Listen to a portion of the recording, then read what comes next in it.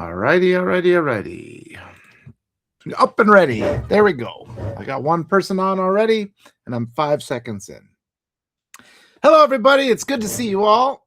As I sit here and wait for the viewers to start populating. It's kind of funny. Hi, Ashley. Good to see you right away, bright and early this morning. Hi, Joan. Hi, Kelly. I was on YouTube the other day, and it's kind of comical because everybody's just so mean. The internet is so mean, and it was one of these rise together videos where I was just kind of giving my thoughts, and it started off and I'd coughed and I apologized. Oh, I'm sorry. And then I took a little drink of my coffee, and the first comment was like, look at this jerk. Right away he slurps at us and he coughs at us, and it's because I actually didn't get a haircut. It's just gotten bigger. I was just thinking I need to get one. But I just this is 100% human created, and you're going to get things like, well, thank you, Ashley. Maybe I just combed it. That was all I did. I appreciate the kind words. Oh boy, isn't that the thing? And it's like we keep getting, we get so accustomed to being just beaten up on and abused. There's me slurping on my coffee. Sorry about that. Real human beings slurp on their coffee, and I think more and more we're getting into that era where people are just rejecting. They're rejecting all the artificial intelligence nonsense, all the rendered images that aren't human, that have no soul. I was reading an article this morning about how somebody was trying to justify, one of these blusterers who was trying to justify the use of AI to a graduating class, and the kids just booed because they know it's ruining their lives. It's ruining their futures, these data centers, And bit by bit, people are awakening to this idea that it's the data centers that are part of the problem, but we still need that further understanding that, Ashley says, I'm over people being rude, and I am too. And it's it's so much the online community, and that's what I want to get to. We haven't fully understood that this effort of control, they're controlling what we see, they're controlling, how we think. And these data centers are such a big part of that. The social media algorithms. I mean, it's good that people are mad about the data centers. They're mad about the pollution, how it's using up all the water, the expense to electricity. But they need to go another step and be mad about the fact that we've been deprived of choice. We've been deprived of choice in the United States of America. Not just today. It's been 20, 30-year process. Actually, what's kind of interesting about this is it is my whole life, and I've been one of these people that I've always wanted to write. I just want to tell funny stories, good stories, entertaining stories that people actually want to hear. And it's always been, virtually impossible, the obstacles placed in front of me. And there have been these few moments where I've managed to get through that veil of control and get some things out. There's Chris. Good to see Chris this morning. I've been able to get through that veil of control, and I find an audience, and people are really excited. But one of the things that this parallels is, and I had this experience too, growing up, and you're just in your awkward stage. You're trying to figure out, I'd like to have relationships. I'd like these things. Happy Monday to Chris. I'd like to have relationships. I like to meet people, but why am I excluded? Why am I in this group that's not for me? Like friendship is not for me, and affection is not for me. And it started at home, where, I felt my father, he made it pretty clear he didn't care much for me. And so it was just a hard thing where you kind of resign yourself to these things, emotions and love and romance and things. They're not for me. And then bit by bit, you start to find it. You start to wake up from that, and you make these excuses. And what you come to realize is, there's never been anything wrong with you. It's just that these systems have pushed you into that position of thinking that, for reasons that you can't even comprehend. And you need to have that slow waking up from it, where you start to accept that there is value to you, and it's a long road. And what happens is we end up making apologies for these people that hurt us. It's this really strange thing that just kind of settles in. There was one more thought I was going to try to say, but it came up. I dredged it up from the depths twice, and it disappeared on me both times. So I guess maybe I'm fated not to bring it up in this talk. Ashley says, too hard. People are too disappointing the past few years. And it's this cultural indoctrination that we're all subjected to. That idea that there's something wrong with us, that we have to apologize, that we have something to make up for, that we're a burden. And all these ideas are things that we are slowly learning to reject. Hello, bathrobe guy. I haven't seen him before in one of my morning lives, so that's kind of nice. And loving kindness. Yes, and that's the whole purpose here. I have to tell you, I just do want to pause and give that quick compliment to Ashley and Chris last Friday. That was eye-opening to me. It was so lovely.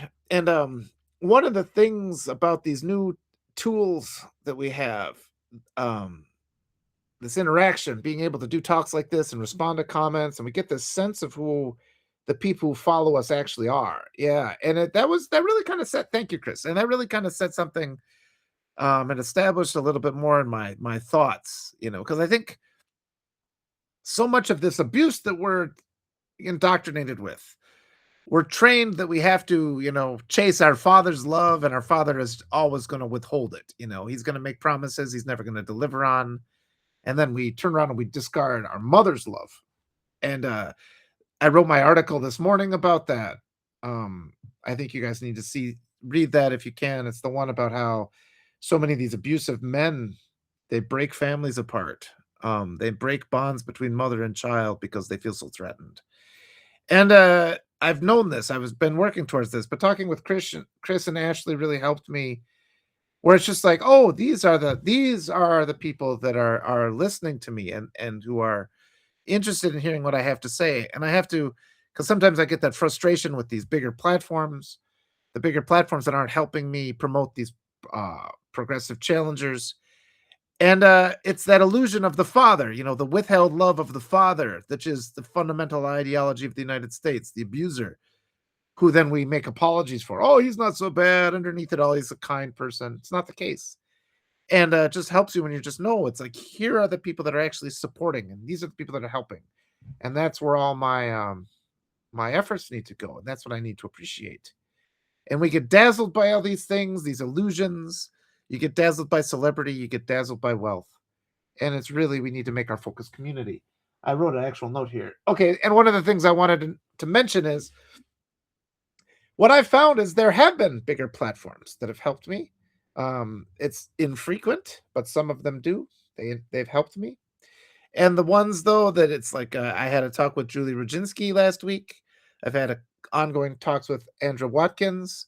Ellie Leonard has talked with me. I talked with Ellie Leonard before she got big quite a bit. So, but I mean, and what I was like, what's the connection? There are a few people that actually have helped me.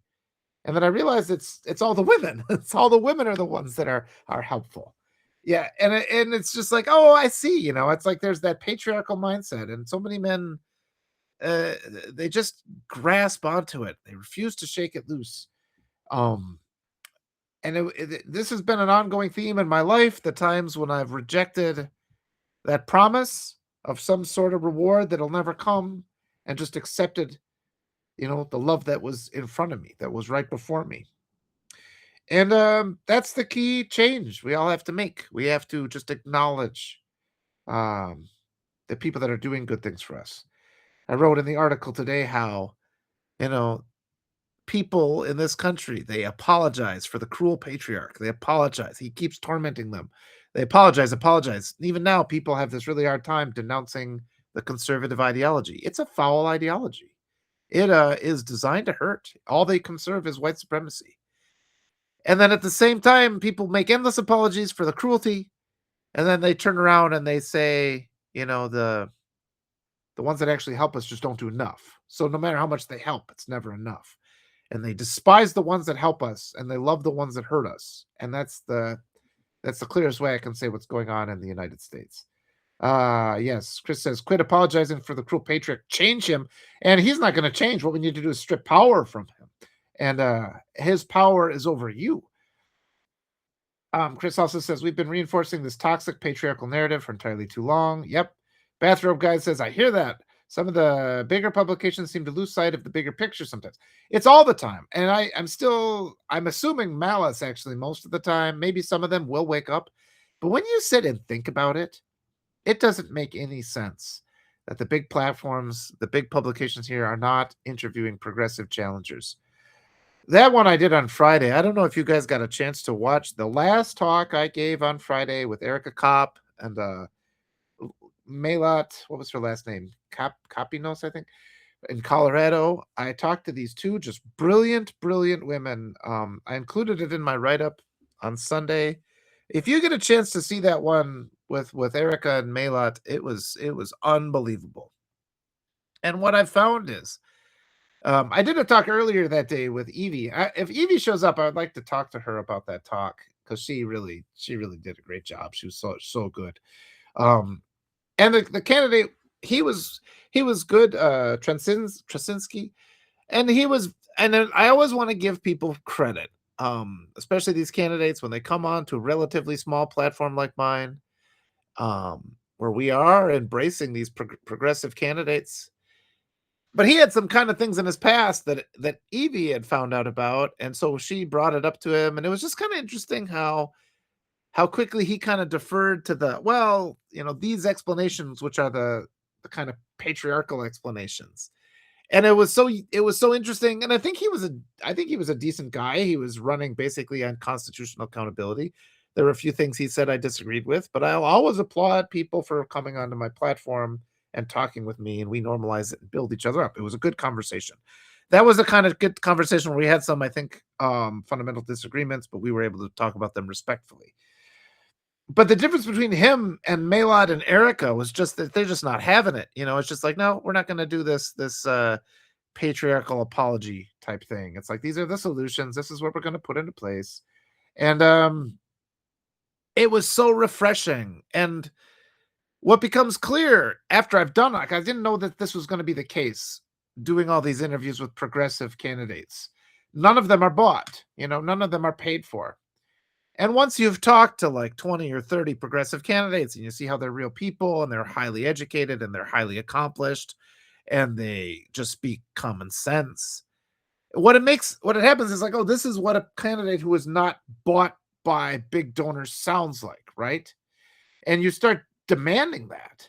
And then once you see that, it can't be unseen when a candidate is bought and paid for, like Cory Booker, who's very. I mean, I really want to like Cory Booker, but he's problematic. He always gets up and he says these things.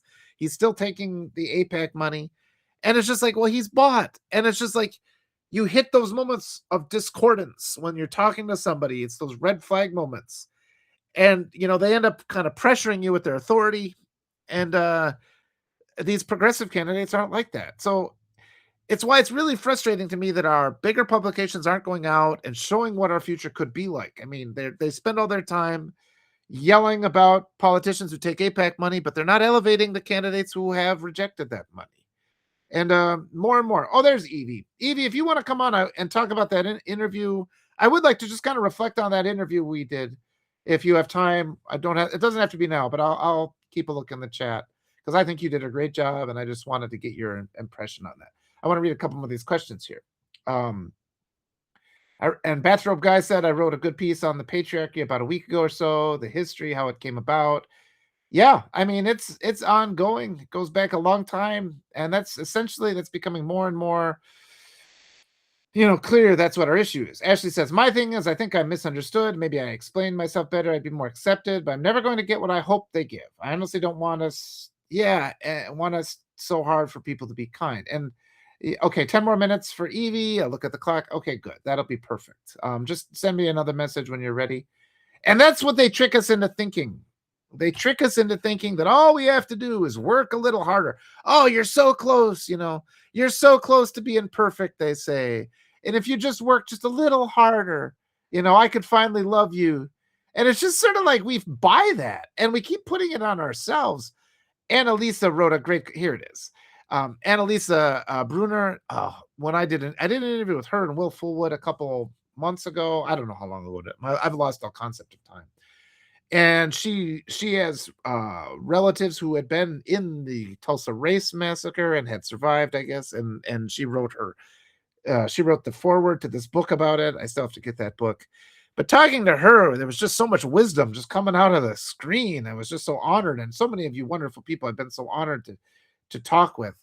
But so I'll get to this. I'll get to her in a second, because what I wrote this today was it's called "What Do We Do About These Horrible Men Who Destroy the Relationship Between a Mother and Child?"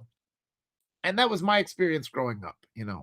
My father left, and then his all of his effort turned to just destroying my mom's character, right? And I was sitting there watching this, and it was sort of like they put you to the test where it was felt like he was testing to see if he'd indoctrinated me enough with his cruel allegiance to the patriarchy that I was willing to sacrifice my own mother. And I think so many of us have to walk through this crucible. We're tortured by this. And so and a lot of people do choose to just be like, well, it's just easy to go along with him. And as I was driving, I dropped my kids off, I was thinking about this, and it really gets to the point where these men, and it's always too like, because the mother in this society, I was a primary caregiver, so I know there are exceptions to this, but the mother is generally required against her will to just, her whole life is raising the kids, doing all, and that's hard work, changing diapers and making sure the baby's okay and making sure they're fed. And honestly, I don't trust most men to do this because most men are not, they're not detail oriented enough. This is America. I mean, this is a generalization, but this is American society. I personally would be afraid to just let a man be a caregiver a lot of the time. I was a caregiver, right? And I had to learn about this to be a good caregiver for my daughters. But it's like, and after these cruel men put these women through that, and then they turn around and they try to present the mother as mentally unstable. It's like they want to push them to suicide is really what it is. Because once they've separated, they lose, after you've separated marriage and you've escaped marriage to a cruel person, after you've severed the bonds to a cruel person, you become a threat to that person because they've seen through you. So then they have to destroy you. And there's just so many of these cases where I remember being in that moment. And I'm just like, I have to help my mother. I don't want my mother to commit suicide here. I have to help her through this. And I was old enough. I forget how old I was when they got divorced. I was probably 20 or so. And then so it's like I was helping her get through it. And from the outside, people are like, well, that's good. And then their attitude changed. And I realized that was my father's influence. Like, oh, well, he's the bad guy now because he's a threat now. And just like these, we don't talk about this. There's just levels of cruelty that exist in our society. Let me read a couple of these questions and I'll get to Annalisa's comment. Chris says, "Oh, geez, on that topic, you should try and check out Natasha's live from last night." I saw that she went live. I didn't get a chance to watch it, but yeah, and she's going through that. I'm discovering more and more that this kind of abuse is the baseline, in the United States. It's the baseline, and it's so many people. We have to be in solidarity. We have to unite in solidarity. Stop apologizing for the people that are mean to us. That's the topic today, and start demanding that they do better, and start supporting the people that actually are helping us. We're trained so we don't even see the kind actions of good people. All we see is the lack of response from the bad ones. And we have to flip that switch in our minds. It's really important. Ashley says, I just watched my kids go through that, and I saw my daughter just change. Yes, and these men, because they do it with love bombing, because they can be nice, and they'll give like just these massive gifts, but they're not there every day, right? They're not there day to day. They don't get up with you. They don't prepare your food. They don't help you when you're sick. But once every 4 months they give you something, and then it's like, okay, and then they're like, now you have to feel guilty, or you have to feel beholden to me because I gave you this. Myra says, yes, how we fell for it, putting all of our worth into a completely fake narrative of work, work, work. Yes, we need some purpose, but that should not be it. Right, Myra. Ashley says it killed me. Yeah, it's something I've been working against my whole life too. That constant pressure where they just act like if you just submitted, this would go away. And it's like, well, if you just would stop torturing me, it would also go away, right? And it's like, it's not on me, it's on you doing this. And that was blame us. That was turning around and blame us. Chris says regarding the men destroying children's moms' lives, it's so commonplace in our entire political structure, our entire legal system, and it's patriarchal, it's conservative, it is right-wing ideology. This is 100% absolutely political. Ashley says it was because he lost custody for almost 11 months, because he lost his mind, and to get back at me, he did everything he could to try and destroy me. And yes, and they don't care.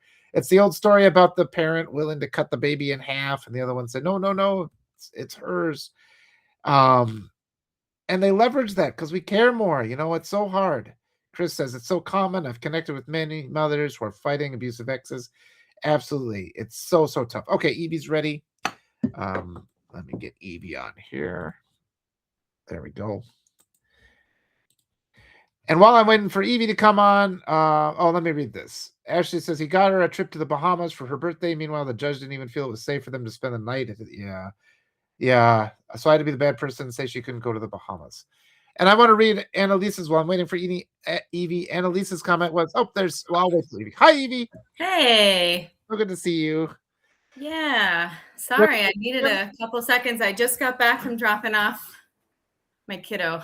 Yep, that's my morning routine too. Yeah. And I want to read Evie's comment. I was writing because I wrote this article last week actually, and everything was so tough because it reminded me of my situation where my father just was trying to break the bonds between my mom and the kids, and it was just like the cruelty of that. And you'd written some really heartfelt comments about the same thing, like that effort of these patriarchal men who then once you're free from them, they have so much time to dedicate to just ruining us, right? Yeah. And it's just there were so many comments on Mother's Day. I don't know if this is just because Substack is a new thing.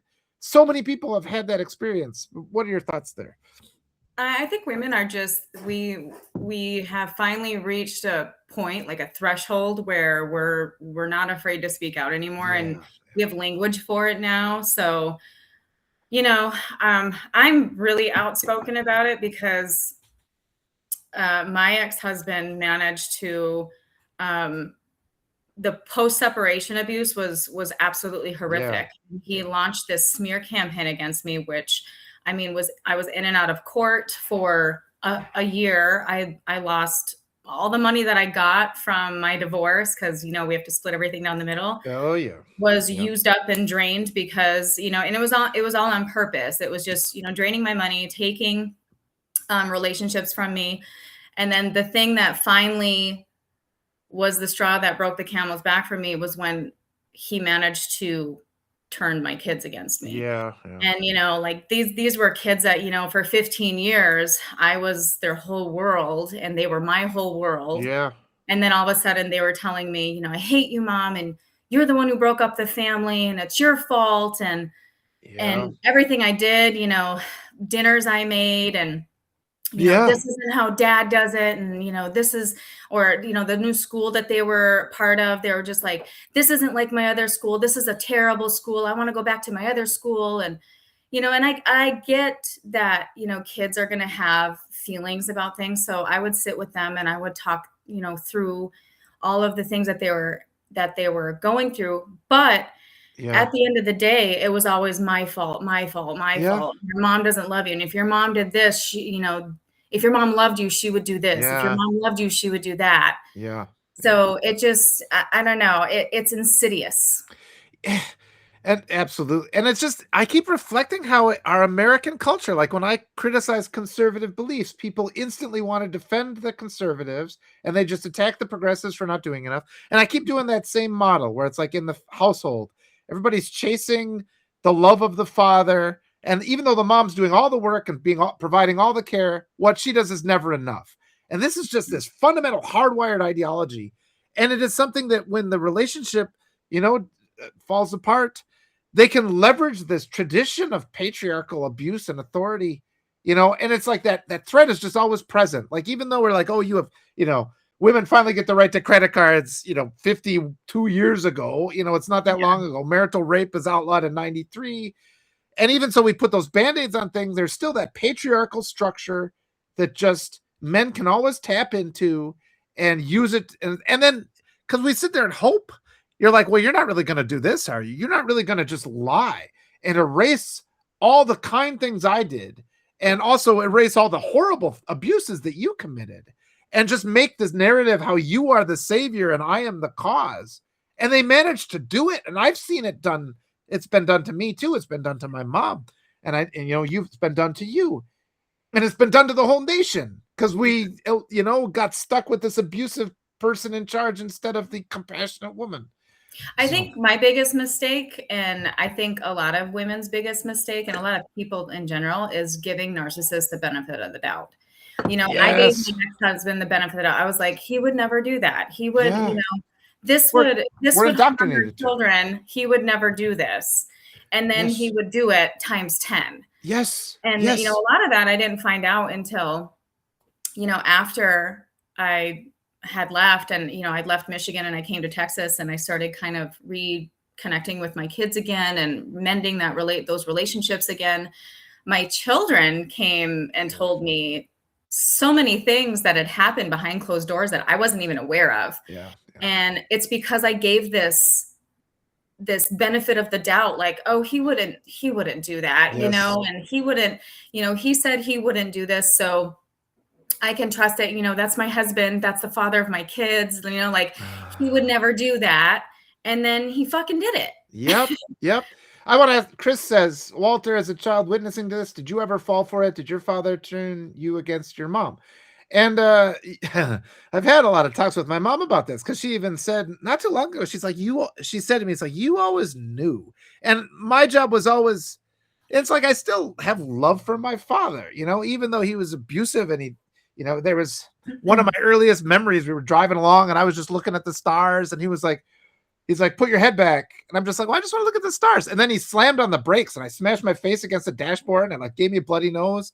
And he's just like, well, there was a deer, and it's just like, there wasn't. It's like, just say you wanted to show me a lesson. And then even you recognized it went too far. And then you had to come up with this story. But even from that moment, I'm like, okay, he's got something wrong with him. I got to try and help him was always my thought. And keeping the fires down in the family, to try and yeah, even to the point where sometimes my mom would get mad at me for not going along with him enough, but everybody's just trying to survive these situations, but she said later, she's like, yeah, you always kind of knew. And I just had an instinct for that. We had to fix these things. But eventually I just gave up on the idea of fixing him. It's like, that's not my fucking job. It's his fucking job to fix himself. Yeah. I need to have my life at some point. And I went and lived in South America and my wife says, you got detoxified out of the American mindset because we are. And even it's like, this is why people are like, well, MAGA is different than conservatives. Bullshit. They are. Conservatives are MAGA. The only things conservatives just louder. Conservatives, I think are MAGA shows us who they are. Like there's they're the most honest thing about Republicans and the conservative movement and party that, they know. They show themselves. They show their asses. You get what you see when it comes to MAGA. Yes. It's the conservatives that do the shit behind the scenes. Yep, they'll sit there and say they'll say they're never MAGA, and then they'll vote for that asshole. Yeah. I get because where are all those votes coming from? Exactly. They keep saying there's all these conservatives that are anti-MAGA, and yet MAGA still has all the power. How come they're not running primary candidates? How come they're not winning elections? How come they're not holding them accountable legally? There are no fucking good conservatives in this country. And the other problem is, I keep saying, there's no left-wing representation at all in this country. This entire country is patriarchal, conservative, right-wing. That's why nothing works. And people just get confused because they see the flaws of the Democrats and they're like, well, that means the left's not really with us. It's like, no, that means the left is conservative and we need to vote in these new candidates. So yeah, the pendulum has swung way too far right. Oh. And, anytime that happens though, when the pendulum swings, it's got to come back. Yeah. And all this is doing, I strongly believe that the only lessons to be learned from this is everything that is happening right now is showing us exactly where the cracks are in the foundation. Yeah. Exactly where we have been, the blind spots are, where we need to be looking, and we're going to fix it. I really do. I am an optimist, and I have to, even though I do get pissed and I do, I'm like, this is the problem and this is what we need to look at. Yeah. I do feel optimistic about it because there are a lot of people, like my whole neighborhood is a bunch of Trumpers. Like they had the flags, they had the "Don't Tread on Me" flags, they had the American flag and the Trump flags hanging in their garages and outside of their houses. I don't see no flags anywhere anymore. They have gotten rid of all of them. They're definitely, trying to slink back into the shadows. But my husband and I constantly talk about it. Like, we see you. We know where the fuck you are. We know who you are. We see you. And it's like, it's just one of those things, like they can't hide. They showed themselves and they can't hide now. Right. Well, and also, and I was telling everybody, I see Eric's here. Eric and I are going live at 11 Central Time to talk with Jamicia Connor about healthcare and everything. So that's going to be a great conversation later on. But the conversation I had on Friday in the afternoon after you and I talked, and I want to talk about that because you did such a great job. I want to give you your flowers and that you were so Oh, wonderful there. thanks. And well, it's just, and this is just, I do everything just on instinct, and I'm just like, I need to have, and I just always think we need a woman's perspective. So I try to do what I can. And like, I'm not like, there's not a big scheme. It's like, let's just bring a woman's perspective along because that'll help. And you, boy, that was perfect. You Definitely were have so a good. perspective. What's that? Said I definitely have a perspective. Oh, well, it's so needed. But then I talked to Erica and Maylot in the afternoon, and just those two women were just so. What was interesting is they just had no tolerance whatsoever for any of the patriarchal bullshit language that is No, so it's commonplace. perfect. And it was just a joy to sit and listen to them because there's not like you and I'm guilty of this too because I'll just be because it's just so heavily indoctrinated into you, and I just haven't been the focus of the abuse of it. And even though it's like I'm empathetic and I don't want to hurt people, unless you're actually being deliberately abused by it, you don't have that lifetime. I have different Yeah. abuses, so But it's like it's not really, I think it's not really hurting people. It's just the truth hurts. And a well, lot of people, they don't want to accept the truth, but like when he was trying to say, this originalism, and I was like, no, it's white supremacy. And you have yes, to say it what it is. You have to name it. You have to, yes, we yes, can't keep skating yes. around what it is. It's white supremacy. Yes. And there was another moment that I thought was pretty fun. We were working in good tandem where he's like, and the Constitution says all men are created equal. And I'm right away like, well, that's a problem. It Yeah. should say women and Just a children. person. And you said people. And I'm just like, oh, good. But I think that response was really that shows the cultural shift. Because both you Yeah. and I, the minute they said that all men are created equal, are like, stop. We can, because normally these patriarchal dudes just kind of push through that. They're just like, well, let's keep going. That's our tradition.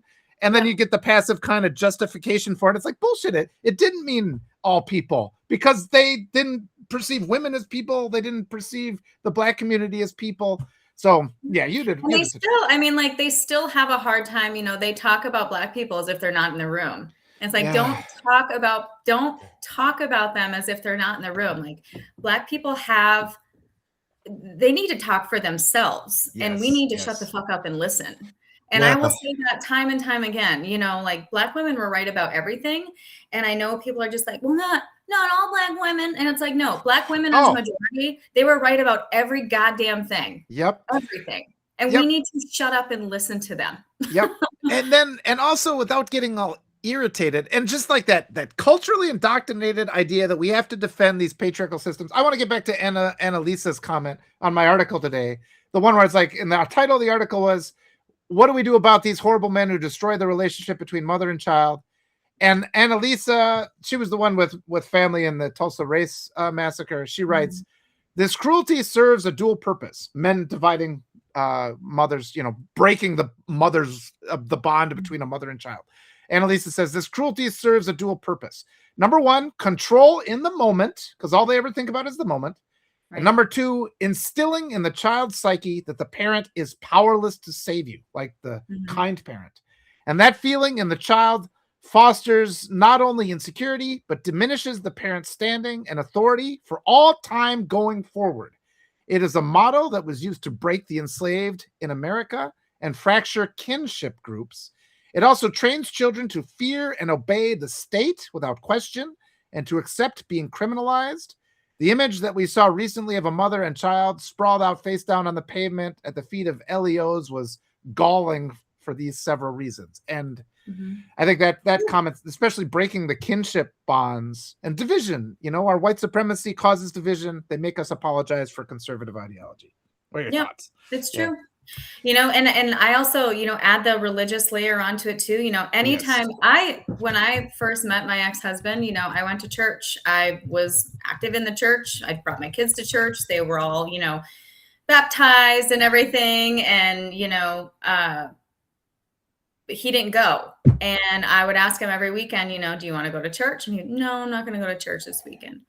So then eventually, because he wasn't going to church, eventually, you know, the control took over and I quit going to church for a little while. And I was trapped in this cage and I had no outlet. I had no friends and I had no, so I was like, Yeah. I'm gonna go back to church because at least I had some community there. And he would always make me feel bad about it. And he would do this in front of my kids, like it was a weakness of mine. But then when I would start finding my hyper independence and I'd be like, okay, well, I'm just gonna leave. I can't do this marriage anymore. We need to go back to church, you know? And it was always, if as long as it was his idea and his Oh way yeah. to, it was kind of like this power dynamic. And he would do this in front of the kids all the time.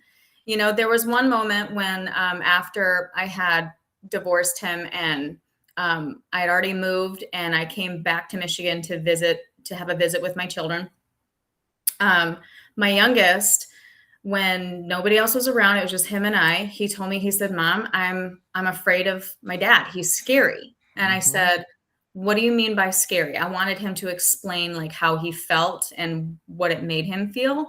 And he said, "I'm just scared. He's mean." And I said, "Okay, well, what I can do." And he was only, 11 Yeah. at the time. I mean, he was still kind of young.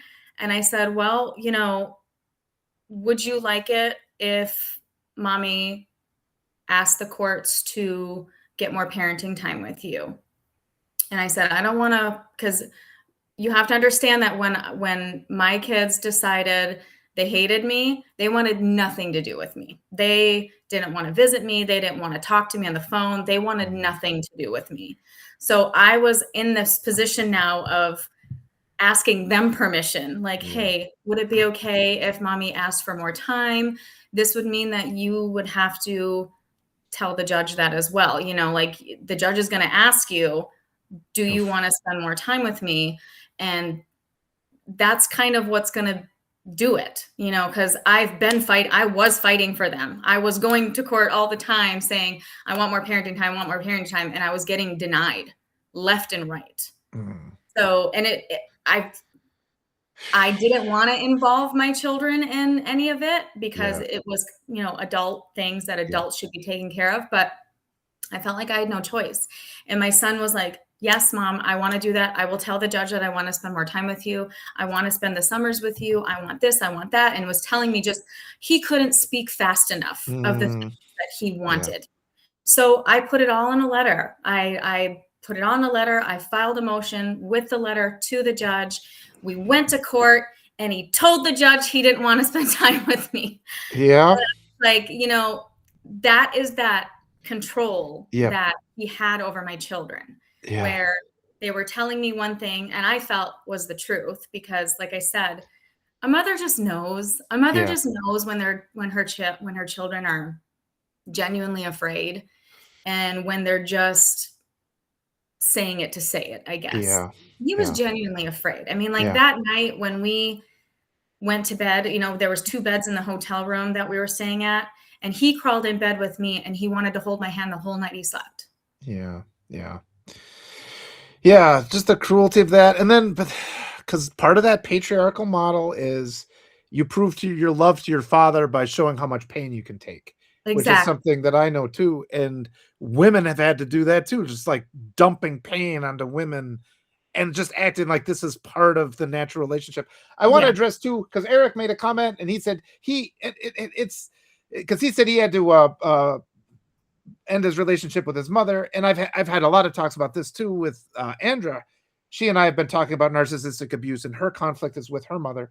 And I still think it's it because it can be mother, it can be father, but I still think it's that patriarchal model that causes it. That's the issue. Where sometimes I think in America, the women take on these, like that attitude, this patriarchal authority, and then they think that cruelty then becomes their right. So Mhm. yeah, it's a structural cultural problem in the United States, I think. When I lived in Peru, it was much, much different. But yeah, I want everybody to understand. Yeah, I don't want you to feel left out because we're saying, it's only men or it's only women. I think more of the time it's men doing this, more of the time men are the ones that are leveraging the system because the entire legal system benefits men. I mean, it's just going to allow men to have more rights than I mean, rapists have more rights than the mothers do these days. Yeah. So that's an issue. But I also do want to just be aware of the people's trauma when they are having a conflict with their mother that's just as painful, and it's Yeah. often built on the same model. And I still, like my oldest son and I, we have a good relationship. He's 25 years old. He and I are quite close, and we talk every single day. And Yeah, we've gotten our relationship on the mend. My middle child is 23 years old. He's in the active Army. I have no idea if he's deployed or not. He doesn't talk to me. I literally just had to contact the Inspector General for the Army base that he's at to do a wellness check on him, because I haven't heard from him since April 2nd. And I keep sending him messages and he won't respond to my messages. Wow. And then I talked to his aunt, and his aunt said, "Oh, he just told my son that he's in the Middle East." And I was like, "What?" So I have no idea where he is. I don't know if he's there or if he's not. He says he's not. His aunt says he is. So I'm just kind of like, I don't know where he is or what's going on. And it's because after Trump, well, just before Trump was elected, he changed, because we had actually started getting our relationship on the mend as well. And then I don't know if it was toxic Army culture, because it is quite toxic, or the fact that his dad is MAGA, and his dad is hardcore MAGA. And he went and visited him for a few weeks after he got home from Kuwait, or not Kuwait, South Korea. So after he got home from South Korea, he went and visited his dad, and they're all on the MAGA train. Yeah. He just changed, and it felt like overnight. Like, it kind of blindsided me a little bit, because here I thought we were on the mend and things were good and we talked all the time, and then all of a sudden, nothing. Yeah. And it's been like that ever since. And then he, I don't know what was told to him, but he keeps telling me, like, you need to take accountability, Mom. And I don't know what that means, because I've literally spent the last decade of my life. Yeah. It's sleight of hand. I was going to write it. I figure out how to do it, but yeah, I don't know. And then my youngest son, we don't talk at all anymore. I send him messages a lot. I've sent him letters. They all go unanswered. So it's just, I still hope, though, I'll never lose hope that, my younger two will see through it and realize and kind of see that, I never stopped loving them. Yeah. I'm still here for them, but it's like, it's tough. It's tough sitting here waiting, tapping my feet, going, okay, just keep doing what you're doing, and, keep sending the letters and keep sending the text messages. But it's also, it just rips my heart out sometimes, because I do have moments where I will break down, and my husband's great. He just listens, and he embraces me, and he just, comforts me. He doesn't try to fix it, because this is not fixable. He can't fix this, but, he just sits there and he listens and he lets me break down, and I get pissed. I'm like, I can't believe this is happening. I just miss my kids. I just want them in my life. And it's so frustrating. And so much of what we're going through as a society, it's reflected by this, because, and as you said before, we can't even, like, rational, decent people that actually care about the people in their lives, you can't imagine the tactics they're willing to use, because they'll tell their own children false information. They'll tell them straight up lies just to paint you, because they see you as a threat.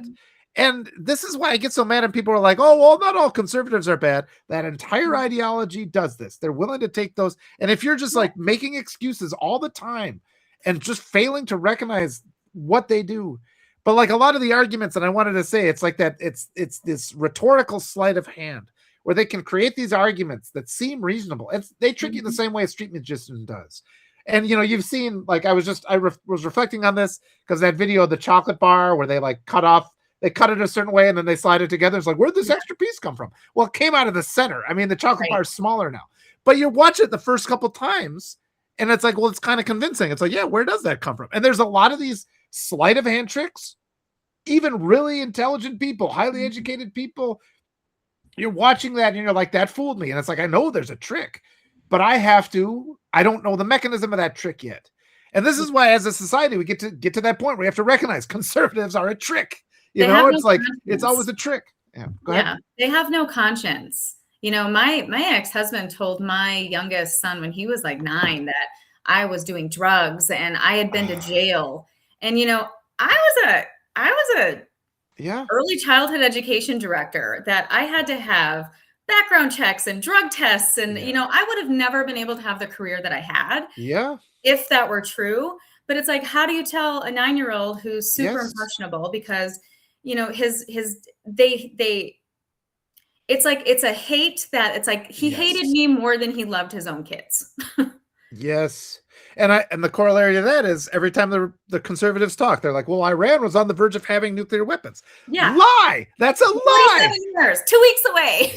Yeah. And it's just like, and then people let them get away with it. They let them say that. And this is where it's just spewed all over the place. And even all the publications that are supposed to be the good publications here at Substack, they'll respond to that statement. And they're not just, I've talked to Bob Dana. I don't know have you talked to Bob Dana yet? I'll have to set up a meeting so you get to meet Bob Dana.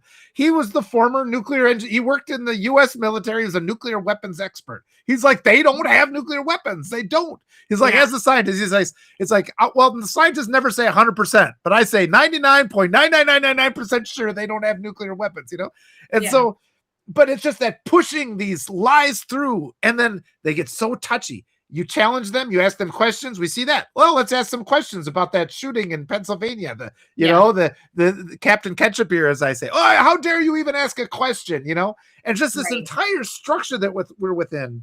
And it's still, I go back to that, talking to the progressive candidates where it starts through time, and talking with you, Evie, and all the other wonderful people on Substack, where you get to be validated, and you're like, these things, like there's this sequence of things where they cut the corners on reality to try to establish their narrative that helps them and hurts everybody else. And it's like, actually, let's go back to these foundational beliefs you say we're not supposed to question. It's like, oh, actually, you got it wrong. You know, here's where the angle connects. That implies this whole other reality, and they get all mad then. Yeah, they spin their own narrative.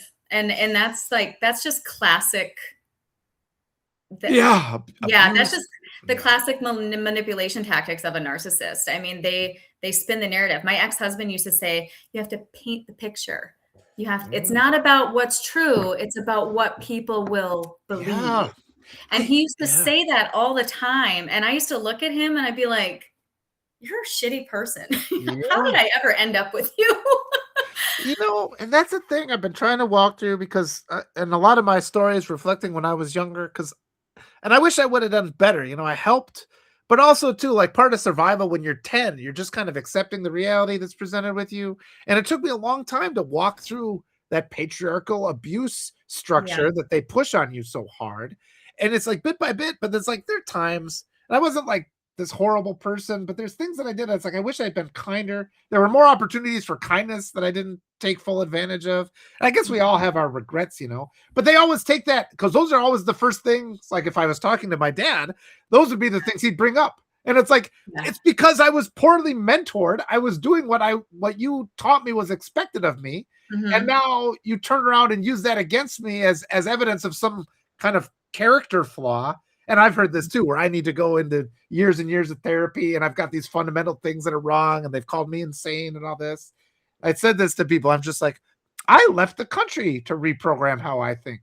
I lived in South America for 10 years. I learned that culture. I learned a foreign language. I learned to exist entirely outside of the old reality that I knew. Don't you think that that's kind of the equivalent of going to therapy, where I kind of took upon myself to connect?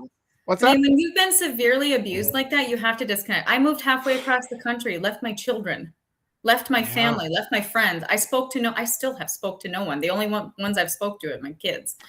But, you know, like you have to literally disconnect. And even like Rose said, empathetic people are attracted to narcissists. Unfortunately, they are. Empathetic people need people to fix. And narcissists are the perfect people that were just like, oh, we can fix this person because we love so hard. And Yeah. we want people to feel good, and we want people to be happy, and we want people to experience joy. Yeah. And empathetic people will be like, oh, that person's fucking miserable. I'm going to go fix them. Yeah. I'm But gonna then help. we're Yeah. literally just handing ourselves over on a silver platter to these narcissists because they feed on Yeah. us. Yeah. They And need empathetic people to feed on. It's just this yeah. narcissistic, I need to be fed shit. And empaths just Yeah. we just hand ourselves over, but we don't do it on purpose. We do it because we just get sucked in, because we Yeah. see this person that's just, like, they feel sorry. There was an FBI agent that did this study, or not a study, but she interviewed all these serial killers that killed women, and abusers. And they said that if they say these words on a first or second date, run. And the words were, you're not like other girls. Oh. You're not like other Wow. women. That's them already framing it up. Yeah. It's a red flag. And every man I ever dated, except for my current husband now, had told me, you're not like other girls. And it's like, I didn't know this. I didn't know that was a red flag. I was just like, Yeah. oh, really? And well, part of the cultural conditioning in this country too is, well, first of all, everybody's a sinner. You're not good enough. You're not making money because, the quality of your work doesn't meet, it's like there's just this tidal wave, and it's supported in all these different areas. And yeah, empathetic, they already view empathy as toxic. So I think they've got themselves worked up in their head that they need to break you of your empathy, and then they're doing you a favor somehow. That's how they think. That's how they justify it to themselves. Because, well, this guy's just a fool. I'll teach him a lesson. I got to take him down a notch and all these things. And so then we feel, because it's our inclination, we want to continue to be kind even when we're being abused by people. And we don't want to turn around. Because with my own father, he would kind of, if I returned in kind, I wouldn't get punished, So, and I was like, okay, even though it kind of, on one sense, there's this structure that's being forced into, where I can be mean back to him, and that's supposed to put us on some sort of level footing. It still doesn't sit right with me, right? And like you were saying too, it's like I just have to get out of here, because you end up in the situation where it's just entirely your instinct. You're like, this is what it seems like I have to do, and I feel sick about it, And it's like, I'm just going to trust. I'm just going to do something. And I've done this a lot in my life, where I've made choices not based on any kind of reason or understanding. It's entirely just impulse. It's like going in this direction doesn't make me feel sick in this essential, fundamental, inner level. It's like, this seems like where I'm going to go. I don't know what's going to happen. Maybe I'll die, because all they've ever do is tell me that if I do these things, that'll be the end and things will get worse. And finally, you're just like, nothing can be worse than this. So I'm just going to accept whatever that reality is and see for myself. And then once you make that step, then they know they've lost you. And then their whole demeanor changes again, because you've stepped outside of the gate. And now you go from being a person that they can bring in to somebody that they have to push as far away as possible. And they change like that fast. It's a strange thing that happens. But talking through it is helpful. Yeah. And these talks are helpful. When I was first deconstructing and going on my healing journey, as they like to call it. That's so cliche. I just hate saying it, but it's true. Yeah. It is a journey, because there's so many ebbs and flows to healing. Like in some of my greatest moments in my healing journey were some of my lowest points. Those were when the realizations kicked in. Like when I'm crying and I'm in a puddle on the mess, a mess of a puddle on the floor in the bathroom. That's when I've completely exhausted everything, and all of a sudden it like clicks, and I'm like, oh shit. Yeah. And then you start to move differently. And there's many moments of that. And that's why I always tell people, like when you're deconstructing religion, when you're leaving patriarchy and you're deconstructing that thought process, especially white women, because white women, we're both. We are the victim and we are the enforcer. We still uphold patriarchy. Yeah. And there's a reason why over half of us voted for that son of a bitch in office right now, because our brains are just wired for it. Yeah. Yeah. And, we have to deconstruct that. If we're going to get anywhere and we're going to we're going to have any kind of society that, you know, quits raping children, Yeah. quits raping women. You know, the fact that we have rape academies is fucking madness. Yep. That And is madness. Yep. And I've seen too, like, once you get out of that narcissistic relationship, often you see people take on the kind of persona of the abuser now.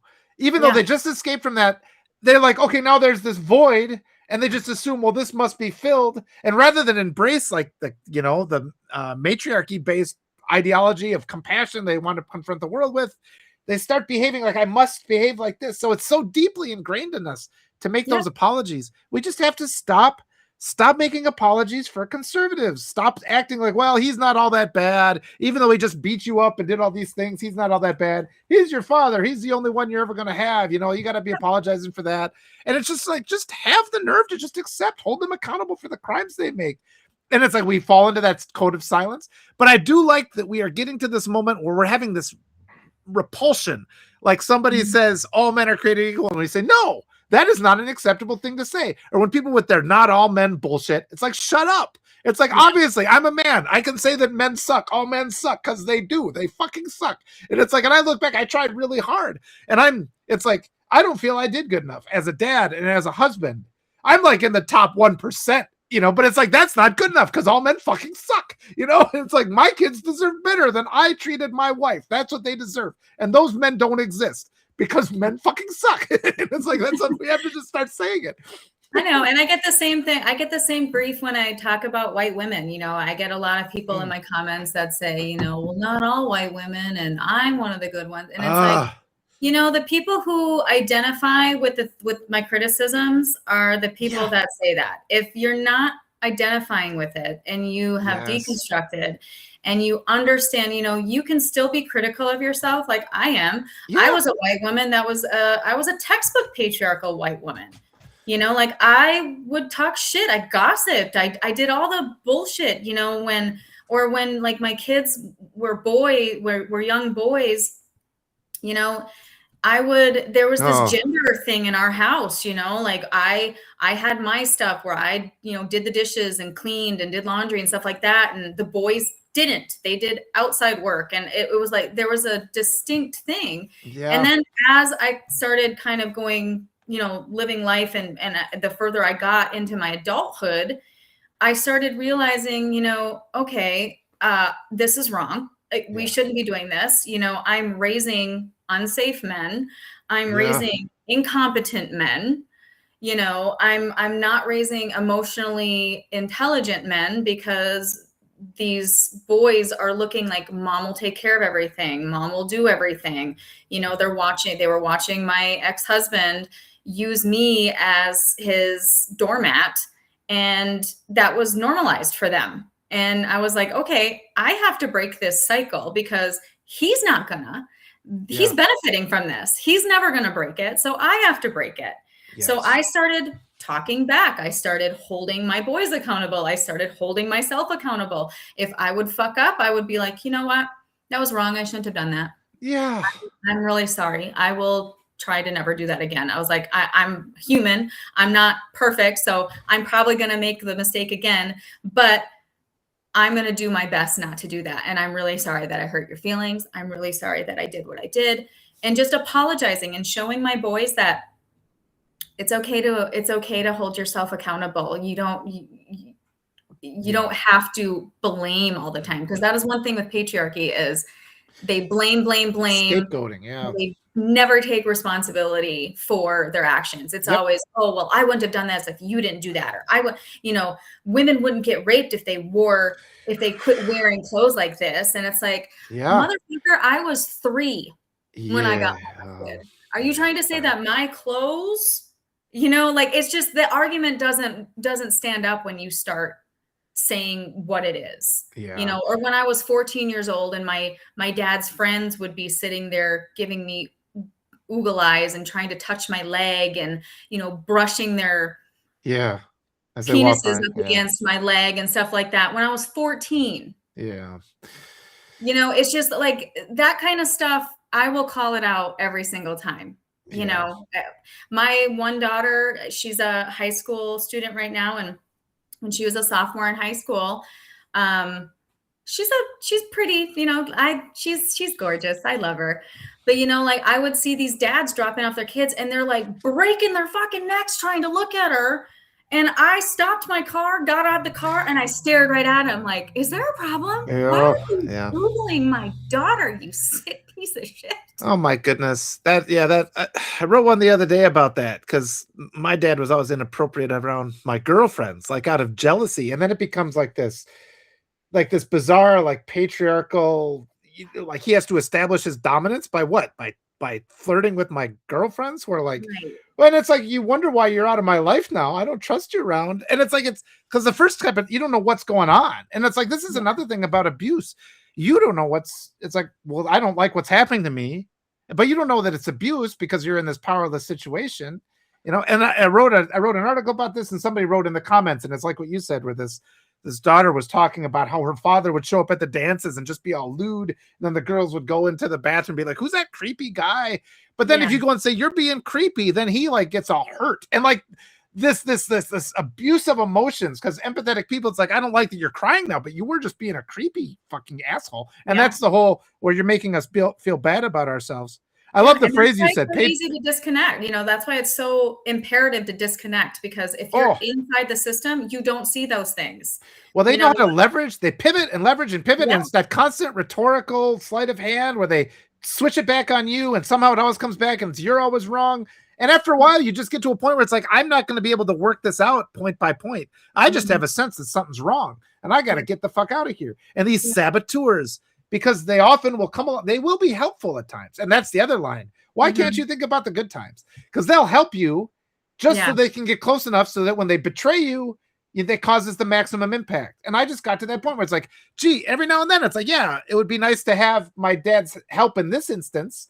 But if I bring that into my house, he'll leverage it and use it to just, I'm going to pay 10 times as much for it, at some point later down the line. You said patriarchal white woman. You need to make that an article title if you haven't already. That's a good thing. Well, I mean, I do write about it, and I did have, I think that's how you and I actually met, was from my white well, somebody sent your article to me.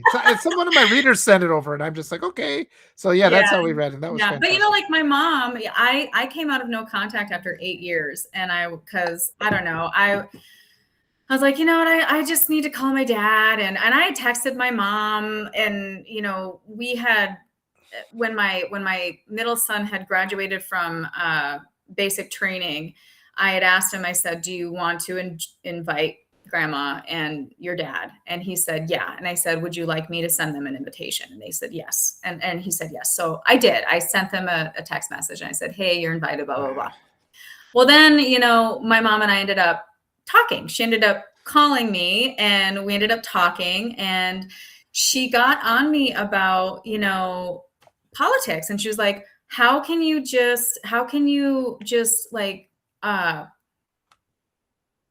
your son to fuck off over politics? You don't ruin relationships over politics. And I said, this is where you and I are different. White woman, white patriarchal woman. Yeah. Like, it's not just politics. Like, this is a system. This is a system that is part of our it's all the same thing. And they're also putting it on you because they're the ones choosing to end the relationship. It's not you that's ending it. It's like, if you think politics aren't important, why don't you change your beliefs to stay friends with me? They're the ones. It's like, I'm telling you, these are the boundaries. You cross that boundary, you're out. And then they're like, then they cross it and they say, well, you can't end this over politics. I'm not. I'm ending it because you made the choice to cross that boundary that I'd established. And they're so good at making that, like, it's so hard to get through to people. They are the ones. It's like, my father's the one who decided to end his relationship with me. It wasn't me. I just said, I'm not going to tolerate being abused anymore. Well, I can't accept that reality. Well, then you're gone, And it's like that rhetorical sleight of hand where they try to make us think that we're the ones that made the choice to expel them when it was them that made the choice to abuse us and then to leave. Yeah. And I'm a woman, and I'm married to a Black man, and I have mixed stepchildren, and I have a son who is thinking about transitioning right now. Everything I represent, my mother voted against. And it's like, that says more than just politics. That's where the core of who she is. Yeah. Is. Well, like the last time, and I'd been estranged from my family for all these years, and I was making a relationship with my cousin, and I'm just like, well, he met my wife, who's an immigrant. He met my kids, you know, who are clearly, you can tell that their mom is Latina. And so I'm like, he claimed, I love your kids. I love all this. And then he voted for violence against them. Yeah. And then he gets all butthurt when I'm like, I'm not, you're not in my life. You just showed me you don't care about my kids. You betrayed them. You voted for pain for them. And they can't see that. And part of it is because they're deferring to that indoctrination where we make endless apologies for fucking conservatives, where we sit there and say, well, even though they do all these awful, horrible things, that doesn't really represent their ideology. It does. It's the line from Batman. It's not who you are underneath. It's what you do that defines you. That's what they mean. It's like, if they're constantly hurting you, they're not good people. Why do people fight me on this? Yeah, no, that's 100%. And, you know, like my mom, when we spoke, she went silent a few times. She didn't know what to say because I just said it. You know, like I have an uncle, her brother is a registered sex offender that I had to find out online. Oh yeah. You know, that we didn't talk about it. It was something that was under and I was molested when I was a toddler, and I remember the acts, but I cannot for the life of me, my brain has just completely blurred out the face. I don't know who did it, but there's, court paperwork of my mom from 1989 when she left my dad and there was custody shit going on. My mom accused my dad of molesting me, of sexually abusing me.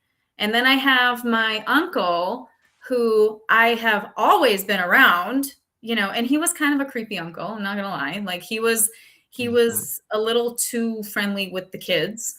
But I found out in my late 20s that he was a registered sex offender for second degree criminal sexual conduct of a child, his own adopted daughter. Yeah. And I called it and I said, why didn't you tell me? Why did you let me hang around this man? Why did you was he the one that abused me when I was a kid? And she still won't admit that. She still won't admit that she knew. And I'm like, you knew, because if you didn't know, why would you even say anything in 1989 in your court hearing? Or were you just saying that to get something from my dad? I want to know the truth. And that was the whole point of the conversation, was just give me the truth. I mean, if we're going to heal anything, I need the fucking truth. Yes. I need to know.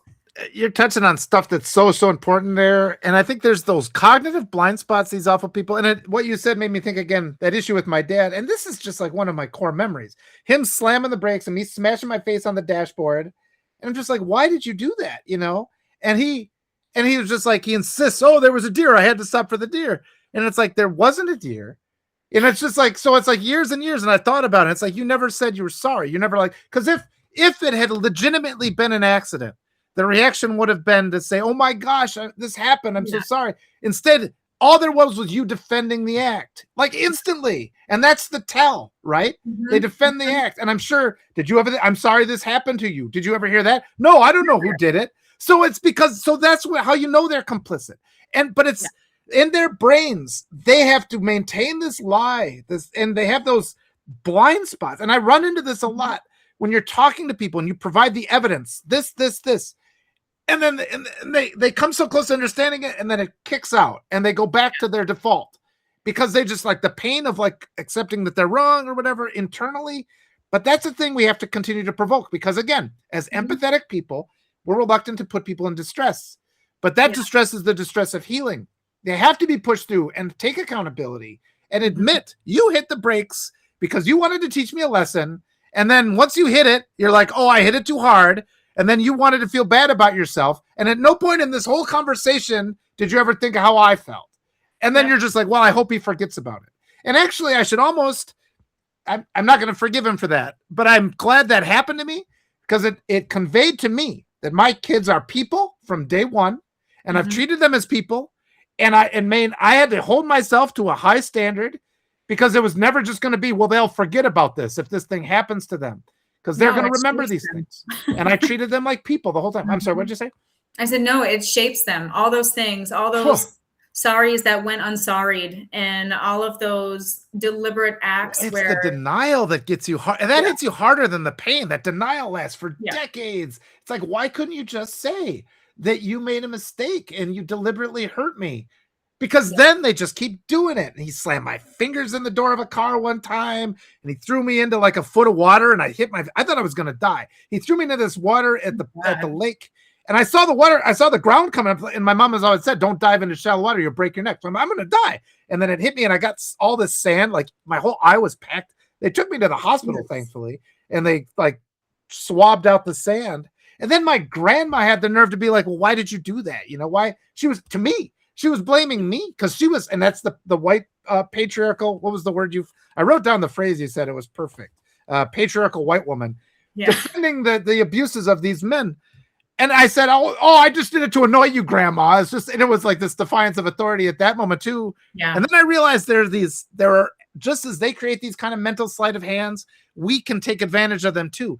Because if we push too hard in these places that encroach upon those things they refuse to see, then we're invisible.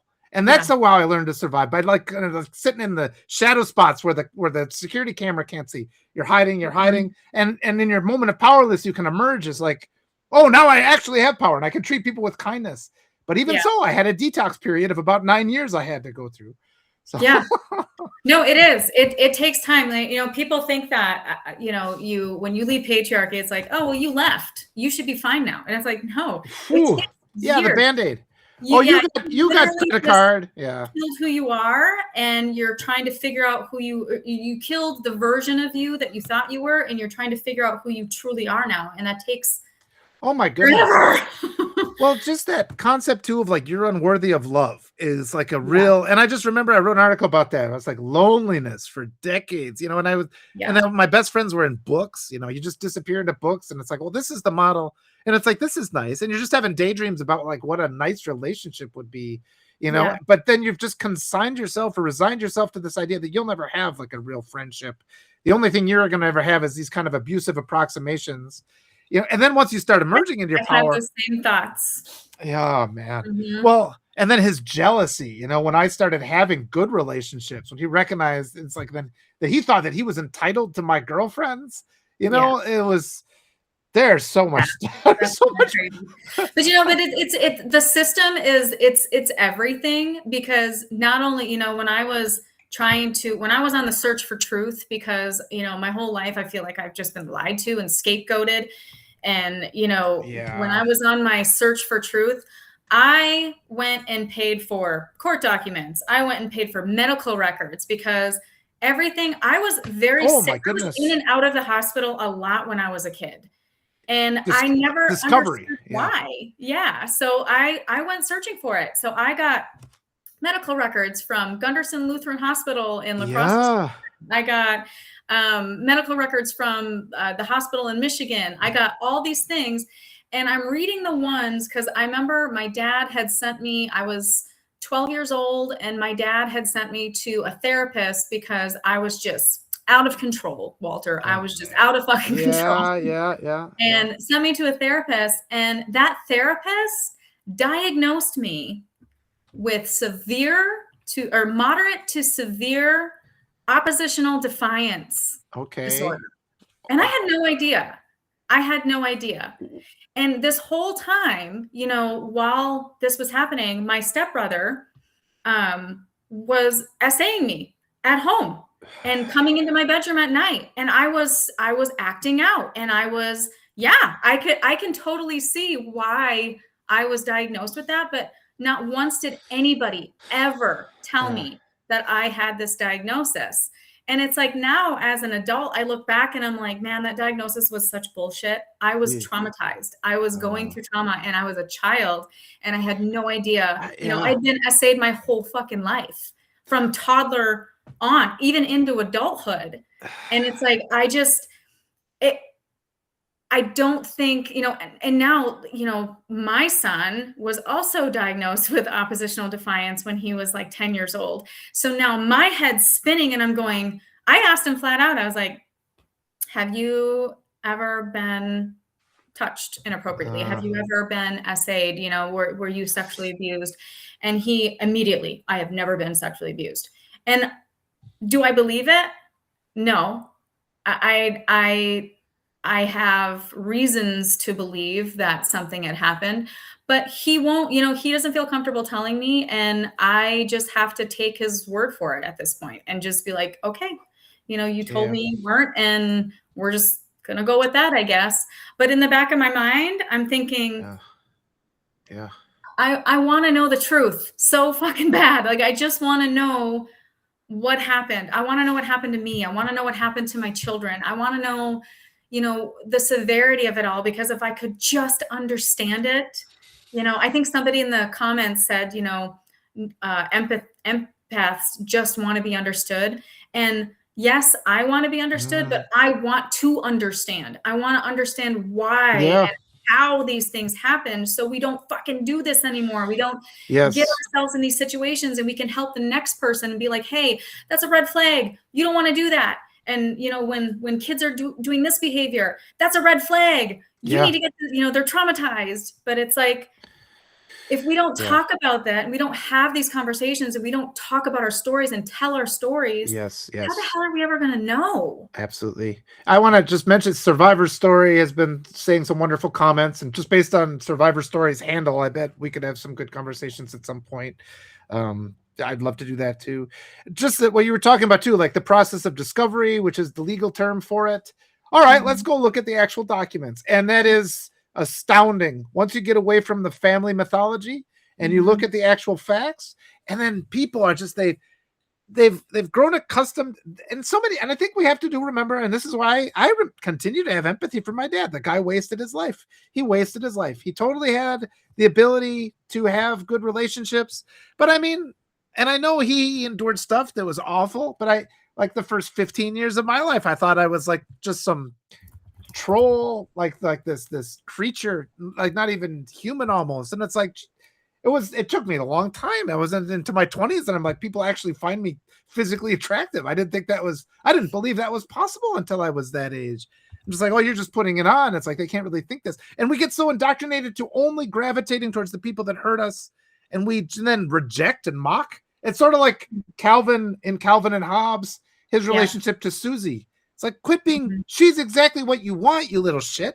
Why are you being such a jerk? She's just nice. And why are you so indoctrinated to be so hostile? And I love Calvin and Hobbes, but his relationship to her really upsets me.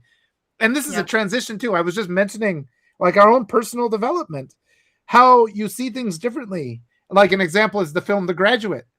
The first time I watched it, I empathized with Benjamin, Dustin Hoffman's character. Last time I watched it, it's like Mrs. Robinson is the best character here. And it's like, it really that's a profound journey in your mind, because she was the one in this abusive situation who wanted to go to art school. And she's like, I'm going to have a fling with this young kid because fuck my abusive husband. And it's just sort of like, I totally sympathize with Mrs. Robinson. She's the hero. And I think maybe that's what the whole United States needs to do. Have that transition where you realize that Benjamin Braddock is a little shit and Mrs. Robinson is the one to be empathetic with. Yeah, it's layered, like when you start to mend and heal from your traumas, it's like you heal in layers. And there's been, 10 years ago, 20 years ago, I felt a very, very strongly one way. And then 10 years later, after I got out of my 20s and I was in my 30s, it's like, okay, another layer came down, and now I feel differently again.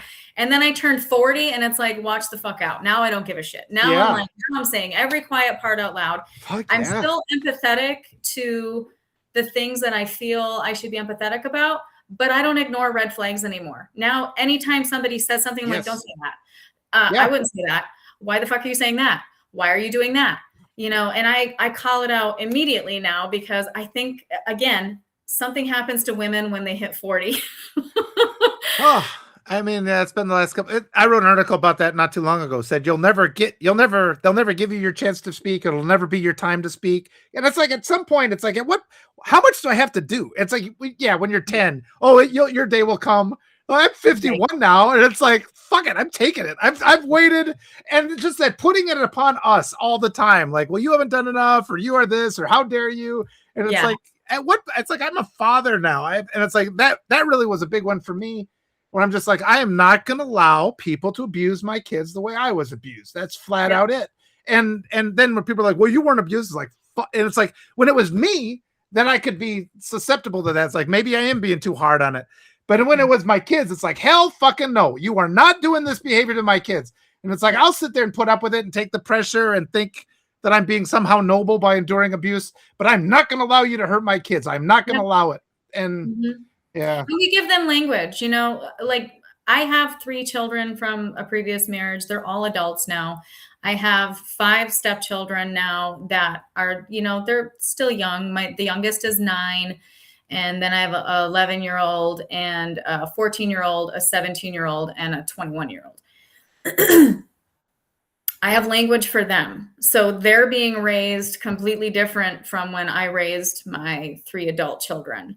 I didn't have the language and I was still in the system. So my 3 sons, and I tell them, when I was speaking to the other 2, but I tell my oldest one now, I'm like, honey, you are going to spend a lifetime healing from the wounds that you were given by me and your dad.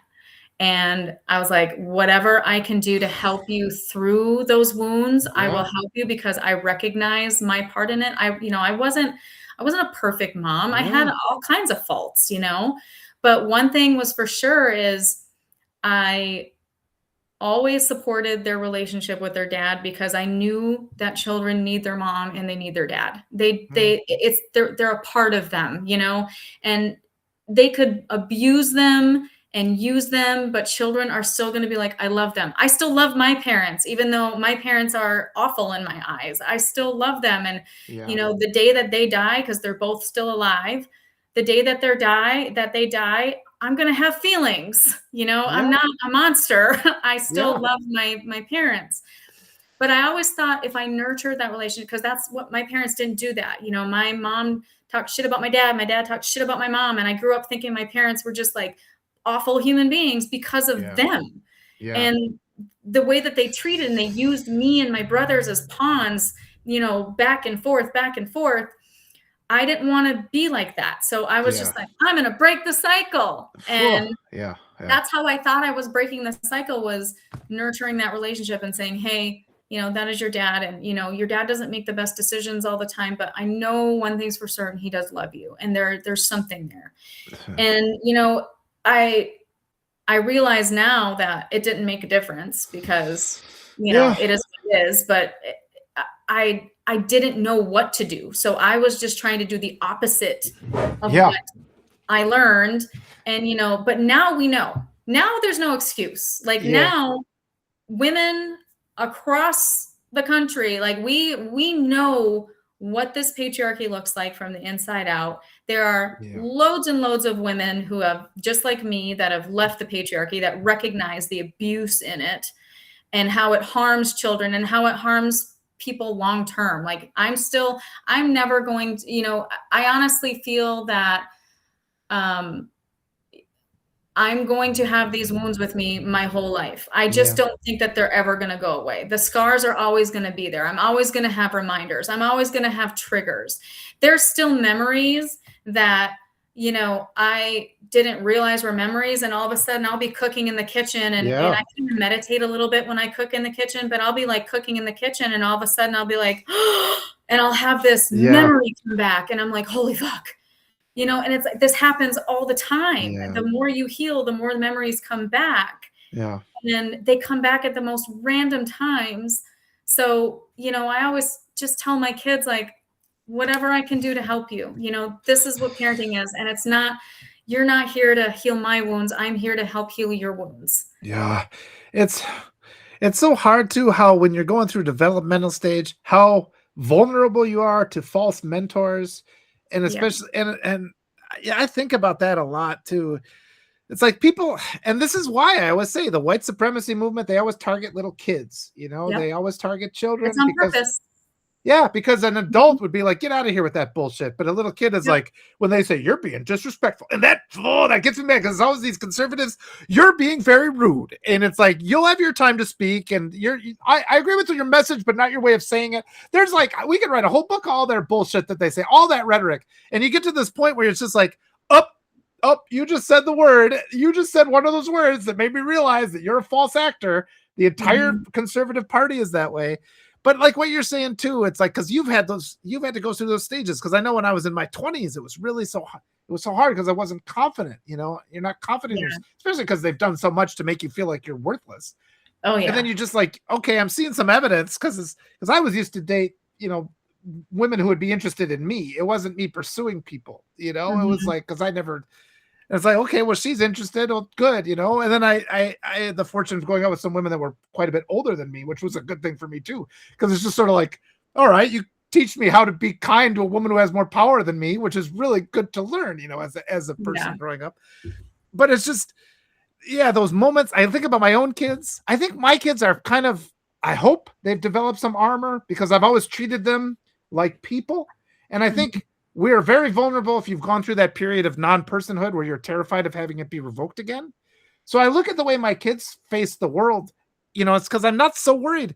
Like when they turn 18, I fully expect my dad's gonna like try to swoop into their life, Yeah. and I hope I fortified them to be like, he's gonna present all these things, he's gonna seem like he's the answer to all your problems, and then Yeah. he's gonna get close and make you dependent on him and then sabotage you and hold you down and hold you back. That's what's Mhm. gonna happen. And that's any abusive person, not just him, but all these abusive people.